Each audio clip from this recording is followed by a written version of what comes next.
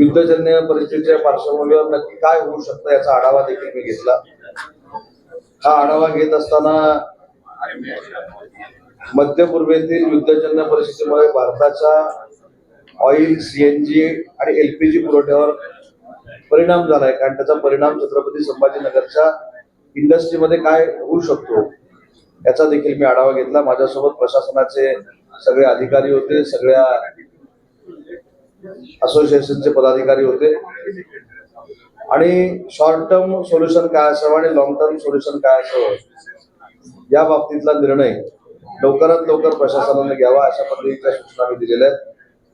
आणि उद्योजकांनी ज्या ज्या काही अपेक्षा माझ्याकडे व्यक्त केल्या की माननीय मुख्यमंत्री मोदयांकडे कशा पद्धतीचा अहवाल दिला पाहिजे, इलेक्ट्रिसिटीच्या बाबतीतलं काय, बांबू लागवडीच्या बाबतीमधलं काय आहे, बायोगॅसच्या बाबतीतलं काय आहे, आता जो नॅचरल गॅस आहे तो कशा पद्धतीने डिस्ट्रीब्यूट केला पाहिजे, सीएनजीच्या बाबतीतलं काय आहे, या सगळ्या बाबतीमध्ये जो काय अहवाल मी आज तयार केलेला आहे, जो आज तयार करेल तो सगळा मी मुख्यमंत्री महोदयांकडे देणार आहे, उपमुख्यमंत्री महोदयांकडे देणार आहे। देशाचे केंद्रीय मंत्री पुरी साहेब जे त्यांची देखील भेट घेण्याची जर वेळ आली तर ती देखील मी स्वतः इथल्या सगळ्या उद्योजकांना बरोबर घेऊन घेणार आहे। आणि उद्या मुख्यमंत्री महोदयांना मी विनंती करणार आहे की गॅसच्या जेवढ्या कंपन्या आहेत त्या कंपन्यांच्या संदर्भामध्ये एक बैठक, विस्तारित बैठक ही मुंबईला घेणं आवश्यक आहे।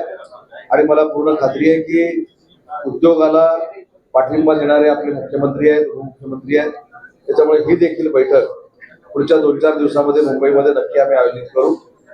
उद्योजकांना या आखाड्यातल्या युद्धजन्य परिस्थितीचा सामना करत असताना कुठची अडचण येऊ नये हीच महाराष्ट्र शासनाची आणि केंद्र शासनाची भूमिका असणार आहे आणि त्याच बाबतीमध्ये आम्ही सकारात्मक चर्चा केली।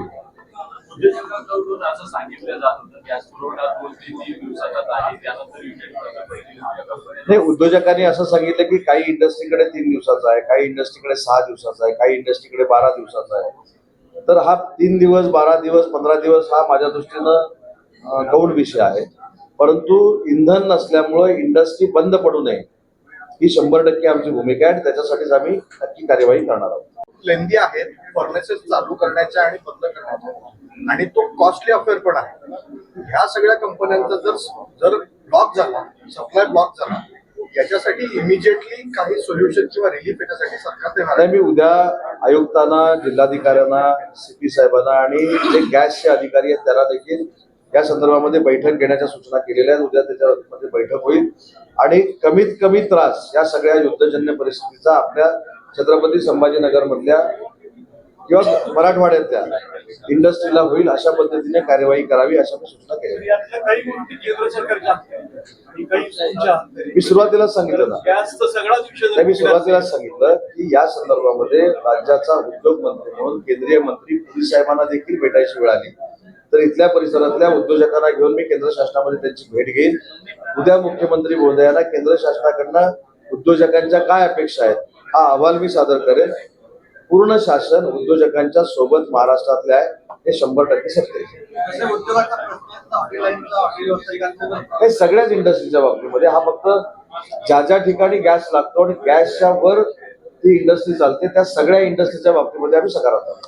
सर, बीसीसीचा विषय आपण केला होता बोलताना, तर किती उद्योगांकडे ऍडिशनल लँड आहे आणि आपण त्यांच्याकडनं नोटिसेस काढलेल्या आहेत त्यांच्यासाठी राज्यभरामध्ये भरपूर लँडवर ह्या नोटिसेस दिलेल्या आहेत आणि त्याची आकडेवारी देखील मी तुम्हाला नंतर पर्यंत जाताना देतो।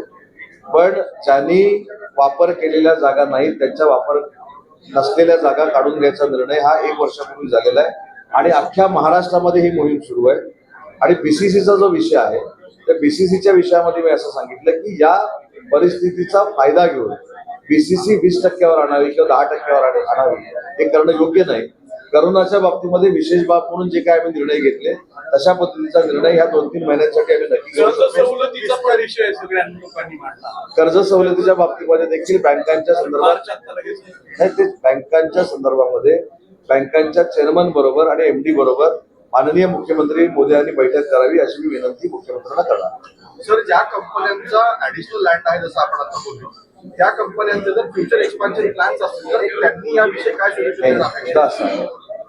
एखाद्या कंपनीचा किंवा इंडस्ट्रीजचा फ्युचर प्लॅन असेल त्यांना 25 वर्षामध्ये पण करायला पाहिजे होता।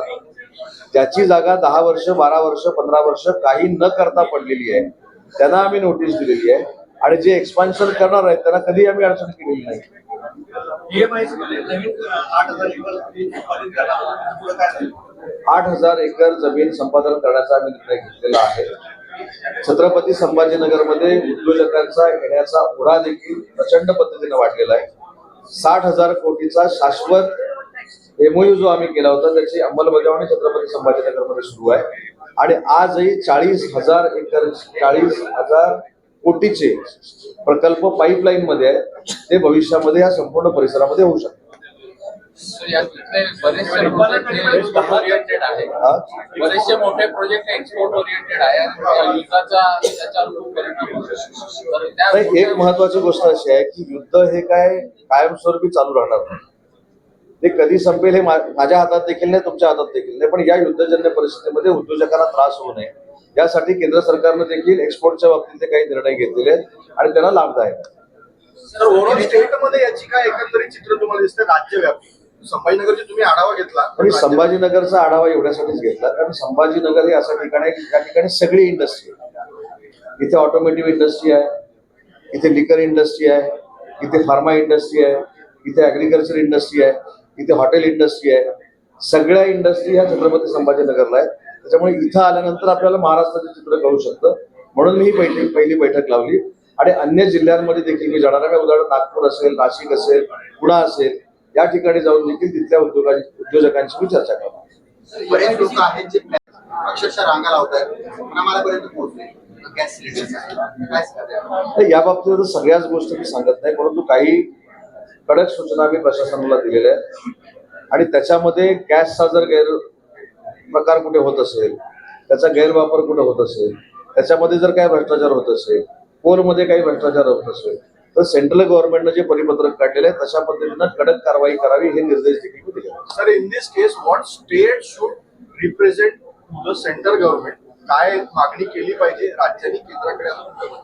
आता सांगितलं ना आता बघा मगासपासून मी हेच सांगितलं की एक्सपोर्टचा विषय आहे त्याच्यामध्ये रिलीफ मिळाला पाहिजे, बँकांचा विषय आहे त्याच्यामध्ये रिलीफ मिळाला पाहिजे, इंधनाच्या बाबतीमध्ये पर्यायी व्यवस्था केली पाहिजे. बरं, हे सगळं पर्यायी व्यवस्था करत असताना परमनंट देखील सोल्युशन निघालं पाहिजे. या दृष्टीनं आम्ही केंद्र सरकारकडे मागणी केली.